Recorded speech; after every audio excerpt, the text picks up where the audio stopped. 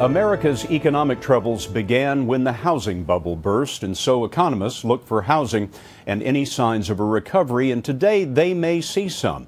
A report out today says some home prices in 20 cities rose in July 0.9% from the previous month, but prices are still down 4.1% from the previous year.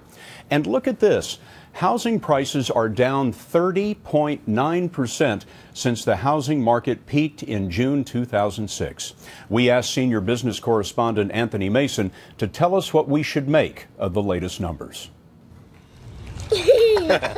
In their Ferndale, Michigan home, Ray and Brianna Scott are underwater, deep underwater. It's terrible. It's not the way it should be. 6 years ago, they bought the house they're raising their two sons in for $132,000.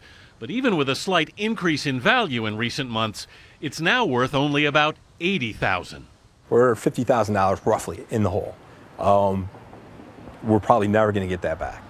Not at this rate. The Case-Shiller survey found that in 18 of 20 major metropolitan areas, house prices have declined over the past year. Only Detroit and Washington, D.C. have seen slight gains. What will it take for a housing recovery? Why is there going to be a housing recovery? Yale economist Robert Shiller, co-founder of the Case-Shiller Index, has tracked home values back to 1890. Home prices are not high anymore, but they're not low either by historical standards. So if confidence were to slip more, home prices could fall further. Shiller's chart shows that leaving out the housing slump during the Great Depression and the housing bubble before the Great Recession, home prices historically have only risen at about the rate of inflation.